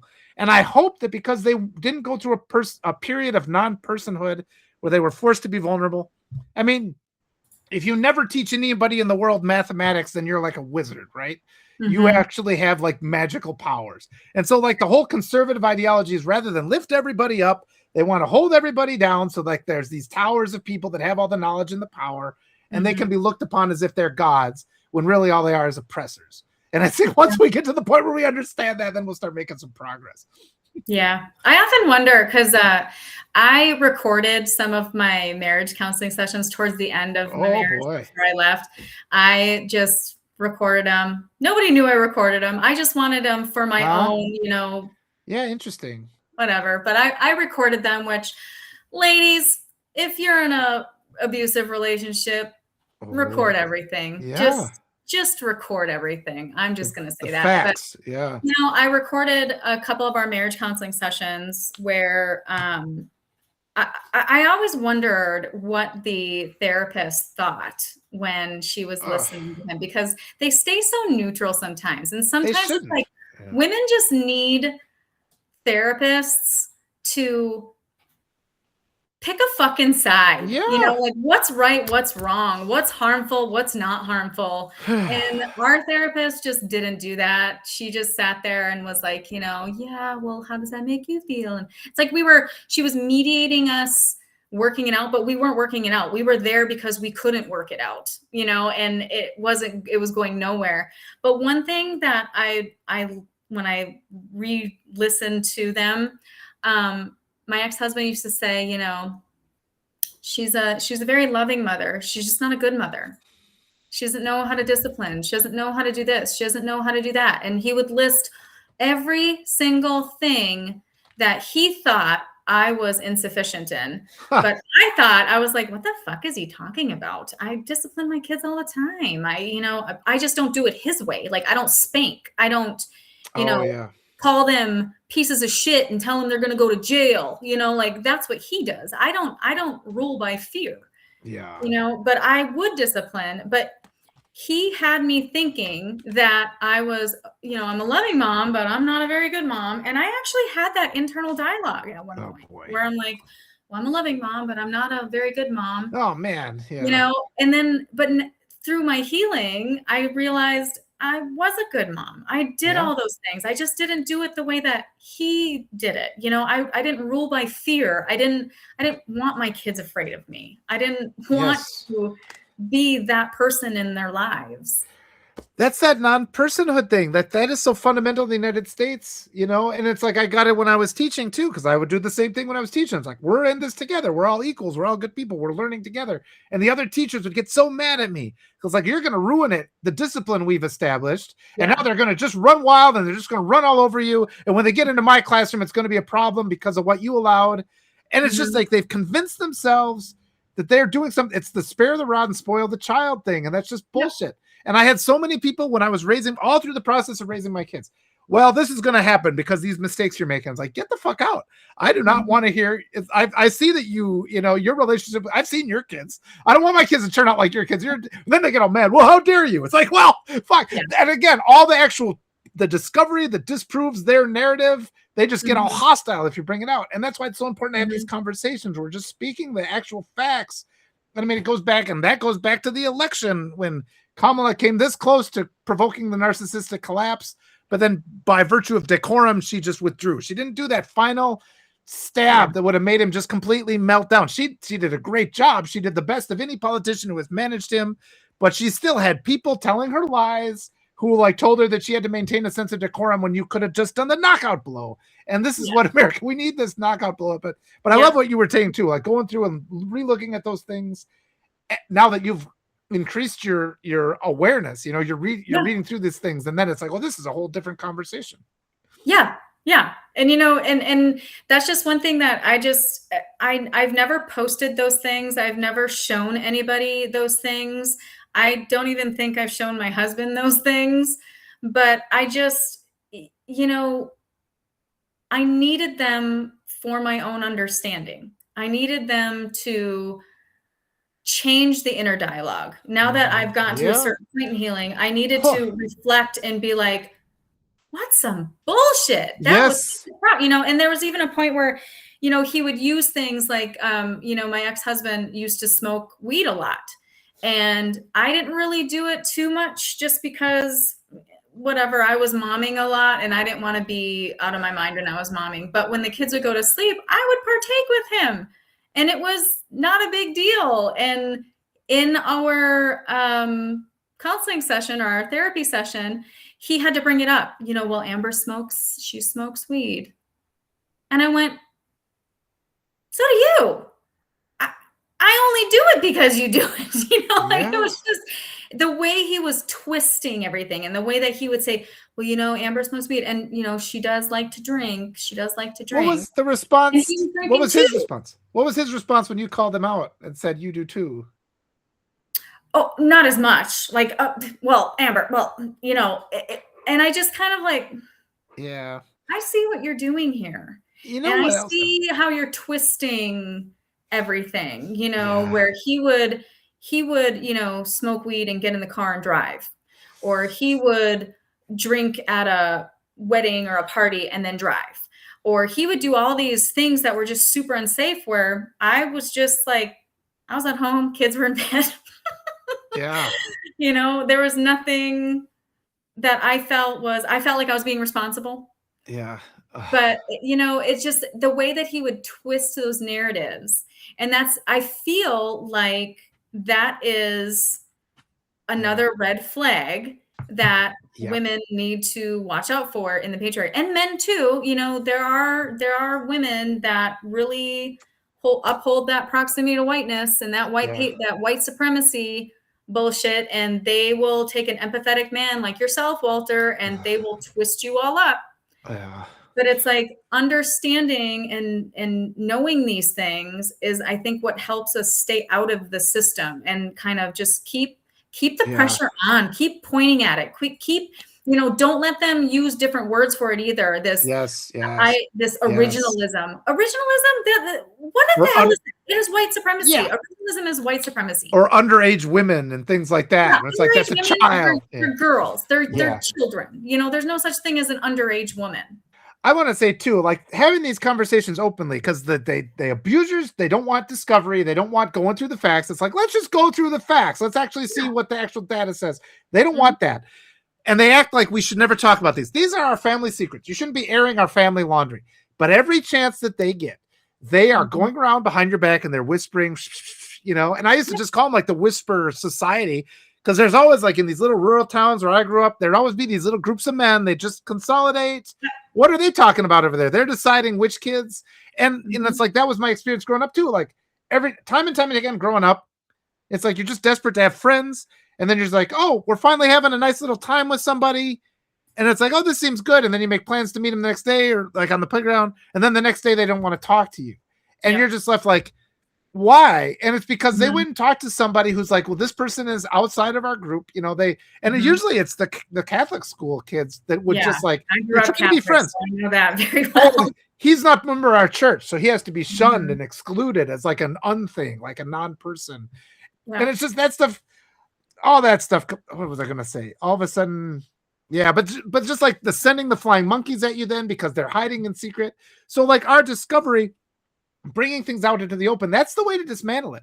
But we all are indoctrinated as if we aren't supposed to be saying these things. And that is that's one of those lies. Like that's one of those deeply rooted things that and like you were just saying, you have to reevaluate all those truths that you hold to be self-evident, because so many of them are just these lies that have been indoctrinated into us to protect this cruel patriarchal system so that they never are held accountable. And it takes, I'm still uncovering them. I'm sure we're going to keep sharing, but a lot of the things you say, I'm like, yep, I'm just going to do the opposite of my parents. That was something that was my.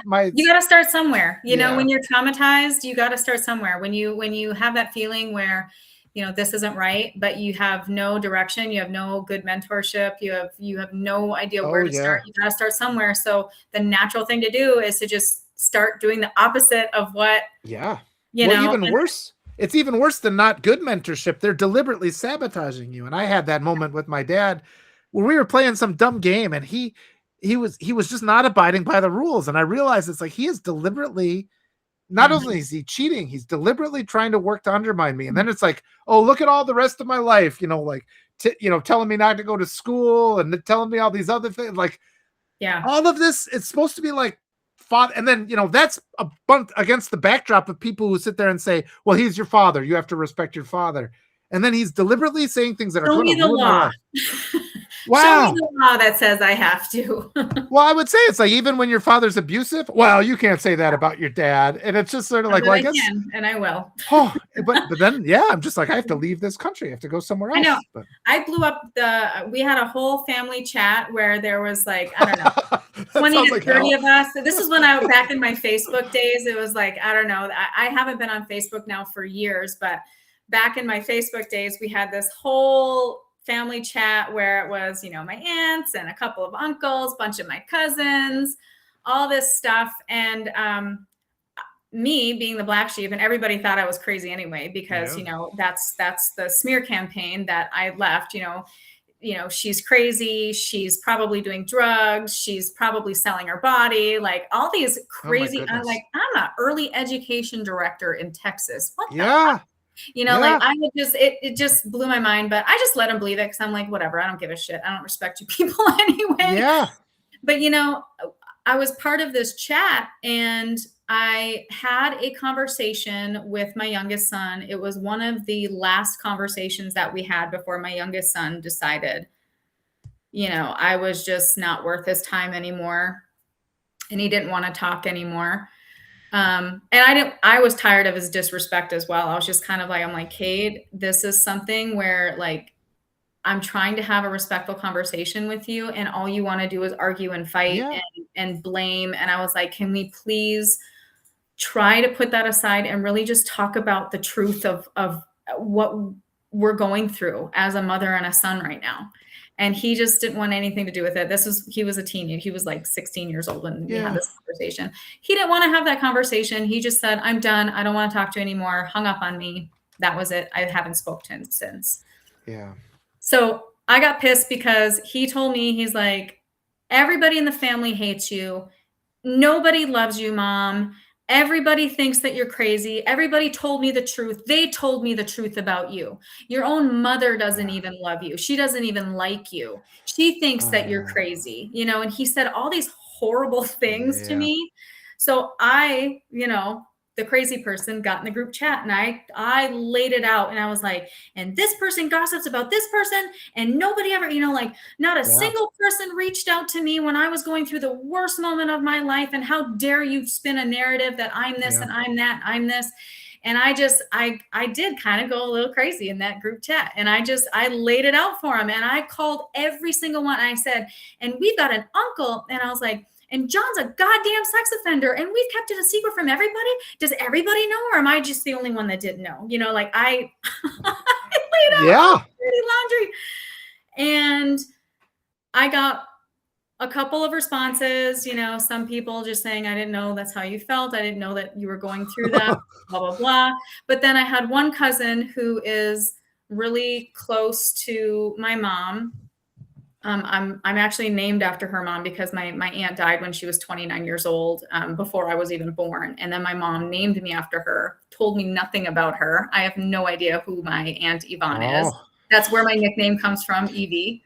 But, I have no idea who she is, what she's about. Nobody ever talked about her. And my cousin, who was her daughter, was really close with my mom, and my mom treated her more like a daughter than she did me. So we had a little bit of beef going on there, because I'm not going to lie, I was jealous. I was jealous of my cousin because that was my relationship with my mom and you took it.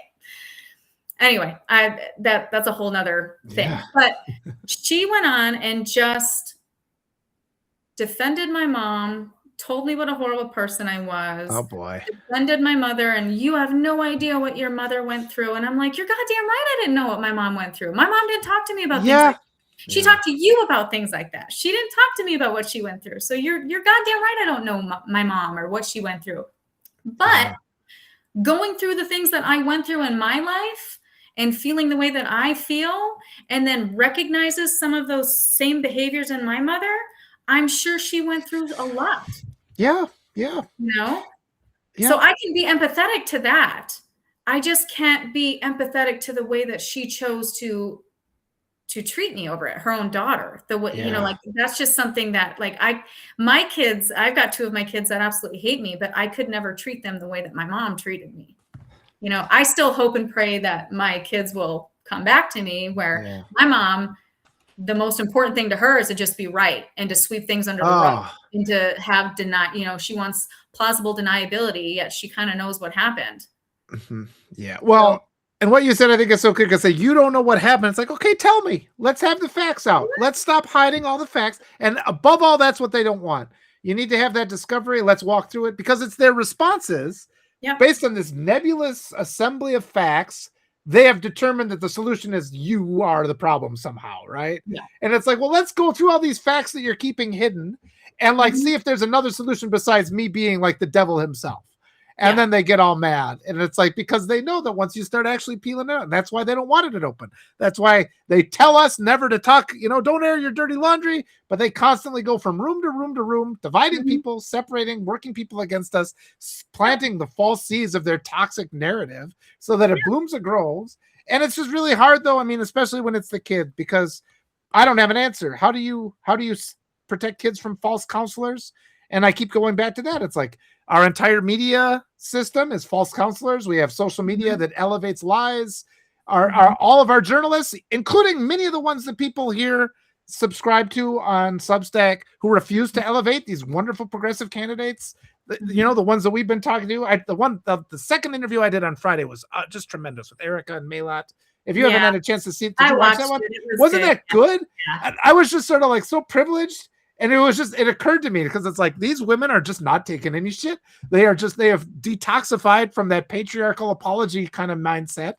Maylot gave a really wonderful response about like how the MAGA mindset works and how to maybe get a few of them eroding. She spoke about it in a way I'd never heard anybody speak about.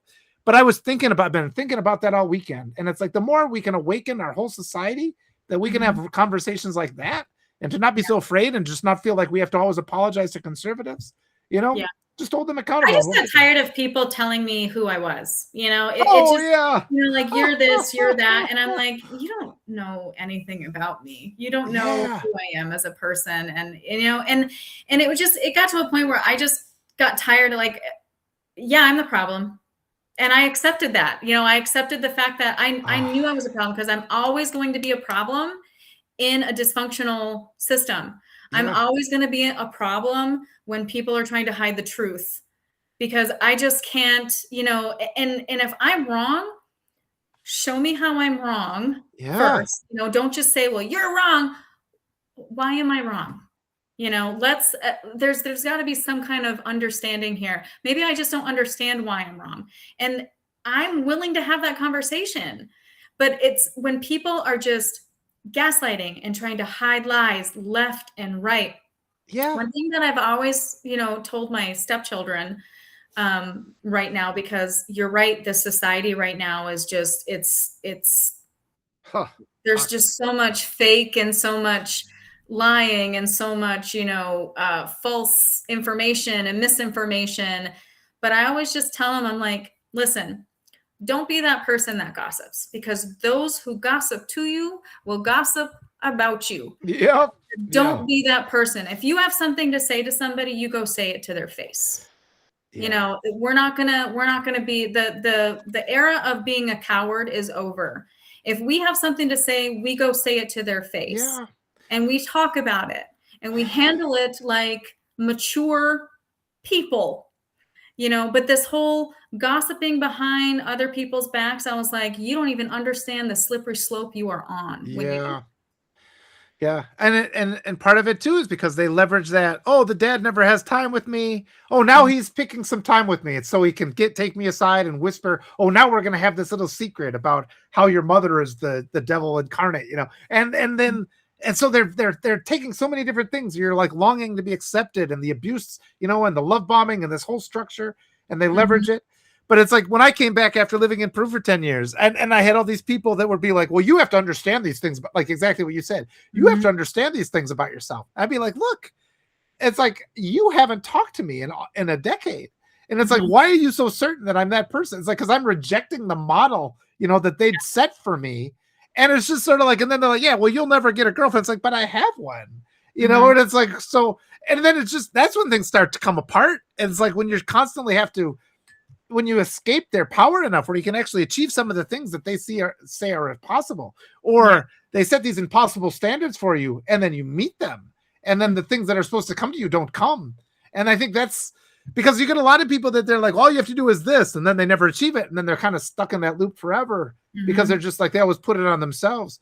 But when you are a person who like makes it, and you have the fortune of getting to those places and breaking out enough, and you see their lies. Yeah, reading books. I mean, this is why they're dismantling education. This is why they burn books. They don't want our kids to have. This is why they've taken choice. All kids get all their information through algorithms. You've been on that a lot. Actually, you talking about that has got me thinking about it a lot.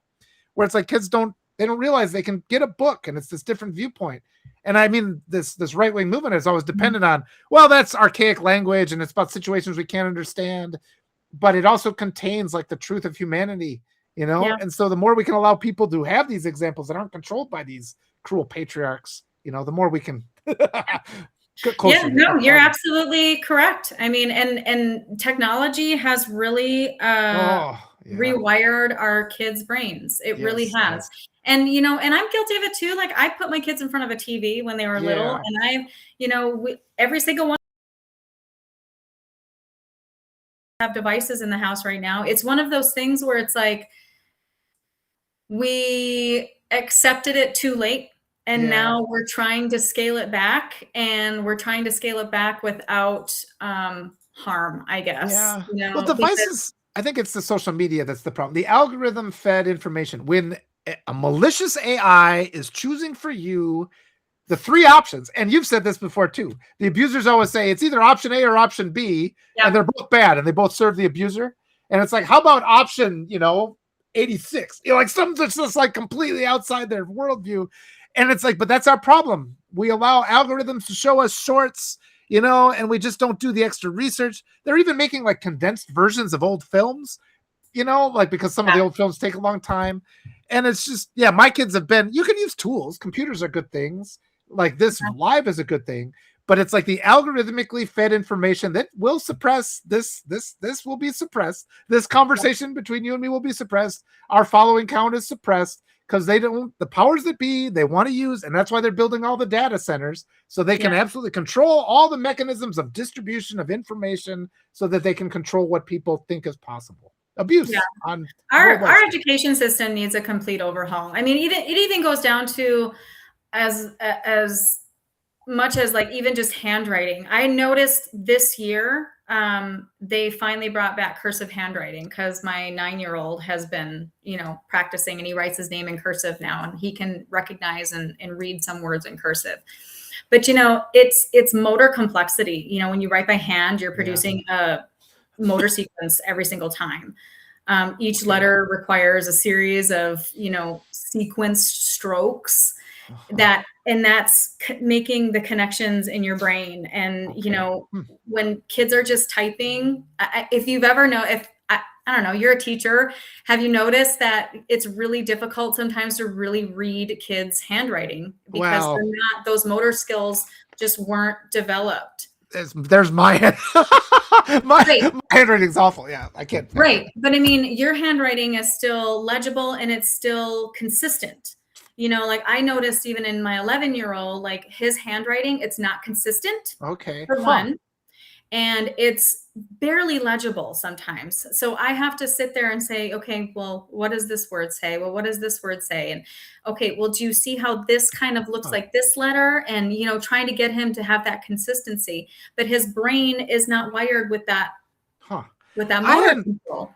I hadn't thought about that. It's all connected. Well, and I was just thinking with my own kids, because my own kids, I don't think they can do cursive, but we did nothing but art all the time. And is it right to assume that making paintings would do the same thing as like drawing cursive with that same because you're being deliberate and you're being consistent. Handwriting activates the reticular activating system. Okay. And that's a filter for attention as well. So if you've got somebody that is inconsistent in their writing, more than likely they're going to have attention problems. I would always defend my students for doodling, because I was always a doodler. And that was another thing where the other teachers would get mad at me. And they'd be like, that person's not paying attention. She's sketching. It's like, she got 100 on the last test. If it helps her to remember by sitting there sketching, then I'm totally fine with that. And you just can't get that through to people. No, but doodling is actually really good. It's really good. We used to have the corded phone. That we would, have, and we had to stay close to the kitchen table because the cord only went so far. We always had pads of paper and pens there. And that's something that I kind of got from my mom, because my mom would just doodle all the time when she'd be on the phone.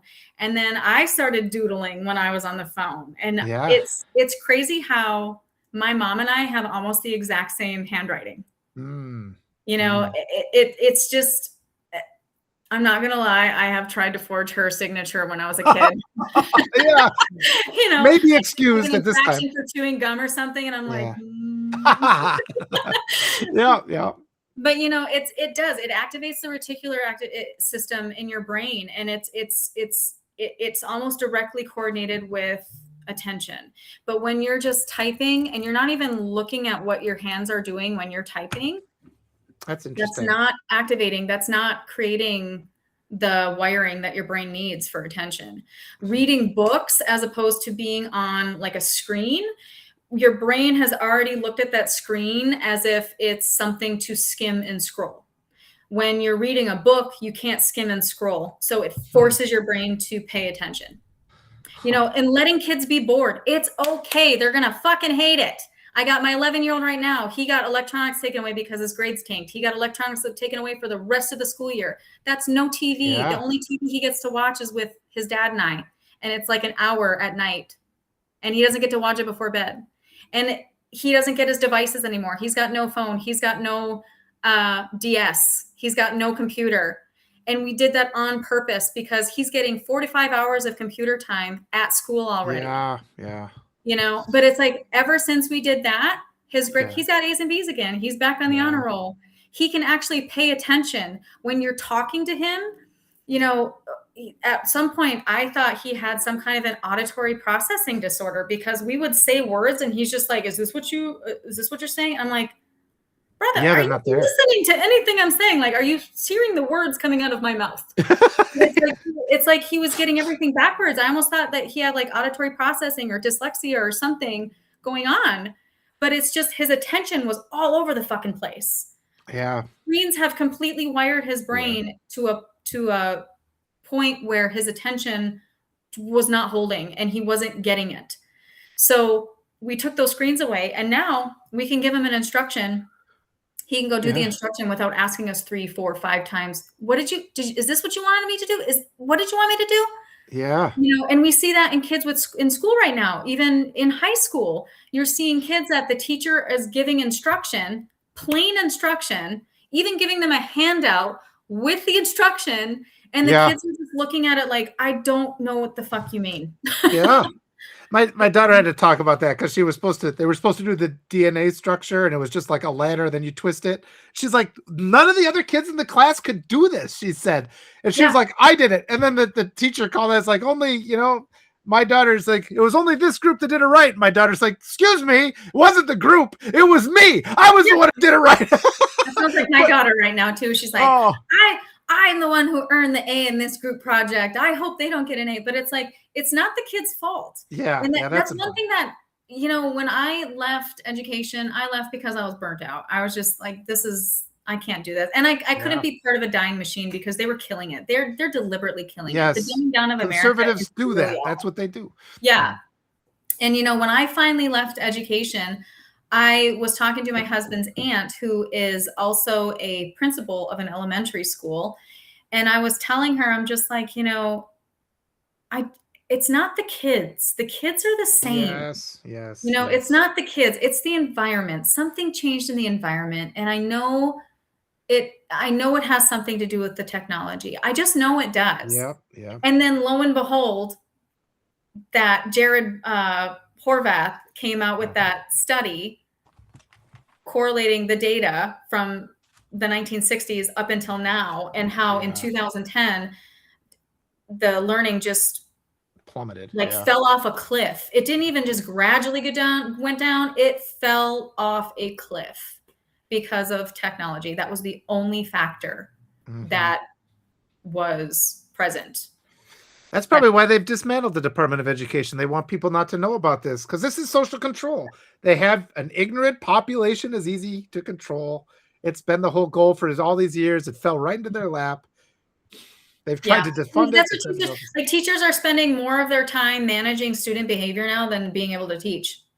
And I feel bad for them. Yeah. Because kids just don't have the attention span to stay in a classroom like that anymore, to do traditional instruction.